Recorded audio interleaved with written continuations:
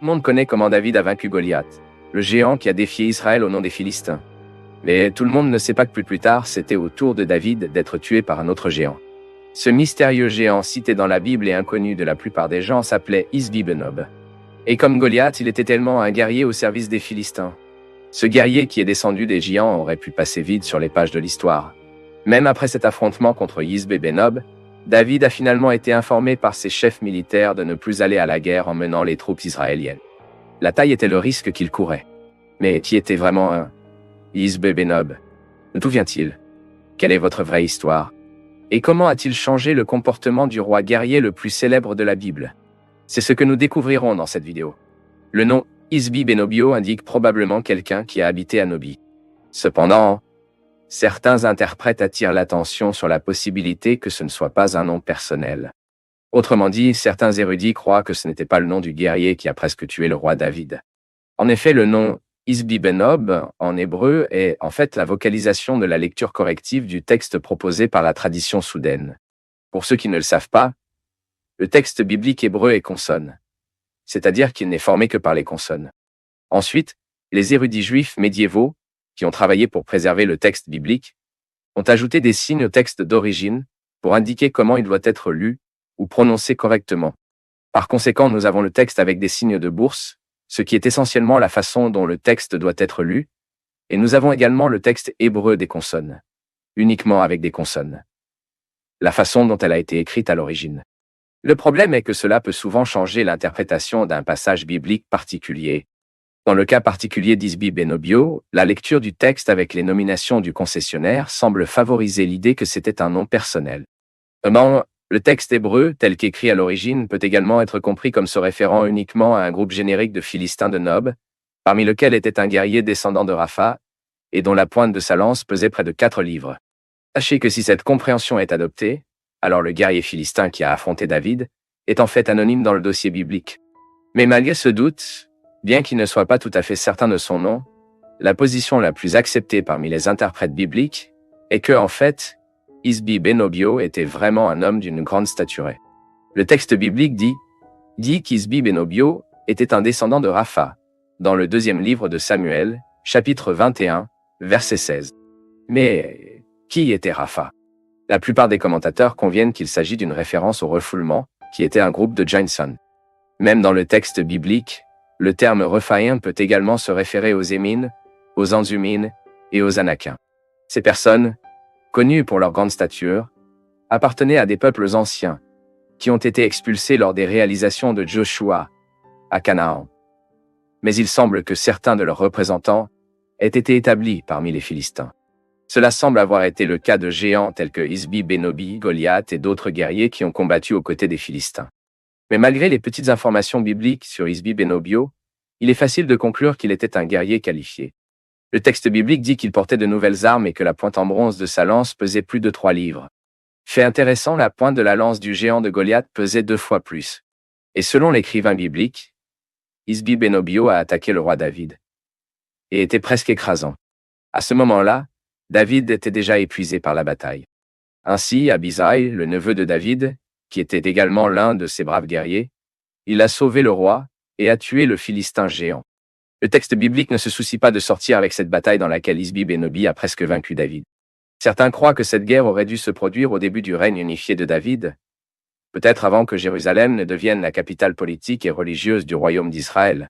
D'autres croient que cette bataille aurait dû se produire plus tard, lorsque le roi David a peut-être déjà vieilli. Cependant, ce qui est clair dans le texte biblique, c'est que la confrontation entre David et Isbi-Benob a exprimé de profondes préoccupations en Israël. Après tout, David s'est échappé de peu contre ce géant.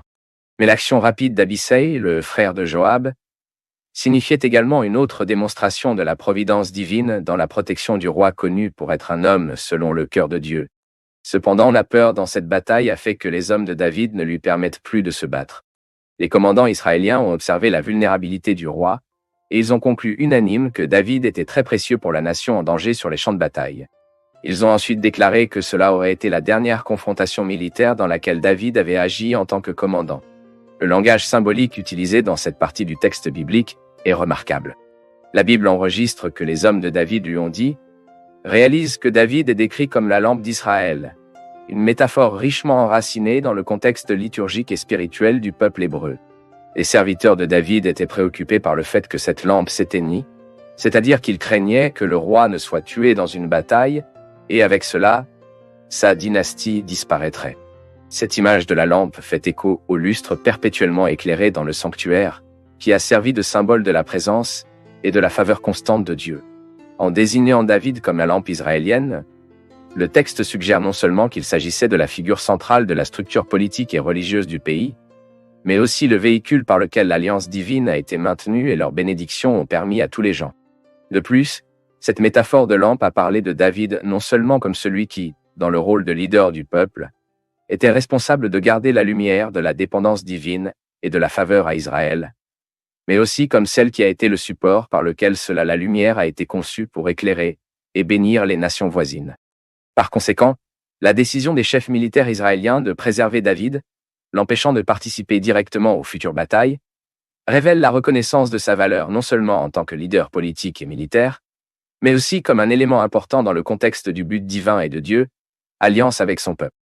Ensuite, nous savons que l'histoire biblique confirme que le Messie promis est venu de la maison de David. Et cela signifie qu'en Jésus-Christ, tous les symboles et promesses préfigurés dans David et sa dynastie sont accomplis. Jésus est la vraie lumière du monde, capable d'illuminer ceux qui marchent dans l'obscurité. Cette lampe jamais effacera, et votre royaume ne se terminera jamais. Ainsi, pour conclure, ce récit de la confrontation entre David et Esbi-Benobio est une autre histoire biblique, qui peut nous rappeler la présence constante et la providence divine dans la vie des élus de Dieu. Cet épisode, bien que moins connu que la victoire de David sur Goliath, met en évidence une vérité fondamentale. Même les plus forts et les plus courageux d'entre nous sont confrontés à des moments de vulnérabilité et de dépendance à la grâce de Dieu. Compte tenu de cela, nous pouvons faire des applications pratiques de cette histoire dans nos vies. Premièrement, nous devons savoir qu'il y a des moments où Dieu nous permet de faire tomber les géants de nos propres mains. Et il y a des moments où il envoie quelqu'un pour nous aider, fournissant le soutien et la délivrance nécessaires pour venir victorieux contre les géants qui montent sur notre chemin. Notez que lorsque David a affronté Goliath, il était essentiellement un adolescent qui est allé sur le champ de bataille uniquement pour apporter l'approvisionnement pour ses frères aînés, et soudain, il s'est retrouvé au centre d'une confrontation avec le guerrier le plus puissant de l'armée ennemie. Et l'histoire est encore plus impressionnante lorsque nous lisons qu'à ce moment-là, il a utilisé les armes d'un pasteur, pas les armes d'un guerrier. Sa foi, son personnel, ses profondeurs et ses 5 pierres étaient les outils utilisés pour renverser le géant qui a violé le peuple de Dieu. D'un autre côté, lorsque David a affronté Isbi-Benobi, il était déjà un guerrier expérimenté qui avait remporté de nombreuses victoires sur le champ de bataille. De plus, il utilisait les meilleures armes disponibles pour la guerre, après tout, il était le roi de la nation. Même ainsi, David s'est retrouvé dans une situation de vulnérabilité. Il avait besoin de l'intervention de son neveu Abissai, car Isbi-Benobio était déjà sur le point de le tuer. Pouvez-vous remarquer le contraste? Dans certaines situations, Dieu nous donne de la force et nous prépare à affronter et à surmonter les défis qui semblent impossibles devant nous. Mais dans d'autres situations, nous avons besoin d'aide fournie par Dieu, par le biais d'autres personnes. Ce que je veux dire par là, c'est que, dans les deux cas, c'est la providence divine qui fonctionne, que ce soit en nous renforçant directement ou en envoyant quelqu'un pour nous aider. En tout cas, ce contraste entre ces deux histoires de David nous apprend à faire confiance à la providence de Dieu en toutes circonstances. Car, d'une manière ou d'une autre, Dieu est toujours présent et actif dans nos vies. Cependant, il est également très vrai qu'il y a des gens qui ont du mal à le comprendre et finissent par être résistants non seulement à recevoir de l'aide, mais aussi à être cette aide à ceux qui en ont besoin. Il est nécessaire que ces personnes apprennent à reconnaître que la main de Dieu opère également à travers les relations humaines. Par conséquent, deuxièmement, dans la communauté de la foi, nous sommes appelés à être à la fois David et Abissi de nos frères et sœurs en Christ. Cela signifie avoir le courage de faire face aux géants entraînés par la foi, mais aussi être disposé à être l'aide que Dieu envoie dans la vie de quelqu'un.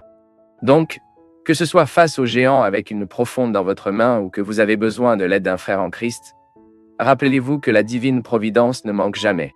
Dieu est avec nous dans chaque bataille, garantissant que sa grâce est suffisante et que son pouvoir est parfait dans notre faiblesse. Puissions-nous alors marcher avec confiance, sachant que quel que soit le géant que nous sommes confrontés, la victoire finale appartient toujours au Seigneur. Et si nous avons du mal à comprendre ce principe, alors notre prière soit pour que le Seigneur nous aide à voir sa main puissante dans toutes les batailles de nos vies, pouvoir affronter des géants ou en envoyant de l'aide par le biais de nos frères et sœurs, afin que nous puissions pleinement faire confiance à divine providence, sachant que Dieu est avec nous à tout moment.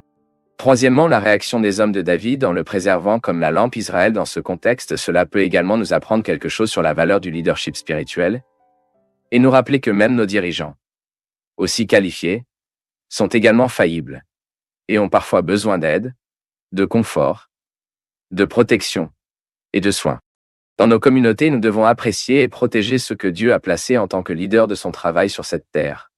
Reconnaissant le rôle que ces personnes jouent dans les ministres en tant que ministres de l'Évangile, la construction de l'Église et la projection de la lumière divine dans un monde dominé par l'obscurité. De plus, dans l'Église du Nouveau Testament, ce rôle d'être porteur de la lumière divine, avant que le monde ne tombe sur tous les croyants. Comme expliqué, le symbolisme de David en tant que porteur de la lumière en Israël trouve son épanouissement complet et final en Jésus-Christ, la vraie lampe qui ne sort jamais. Mais en tant que disciples du Christ, nous sommes appelés à refléter cette lumière éternelle dans nos vies, illuminant la voie avec la vérité de l'Évangile à ceux qui marchent encore dans l'ombre du doute et du désespoir. Maintenant, dites ici dans les commentaires si vous connaissiez déjà cette histoire de gigantisme et de Bénob dans la Bible.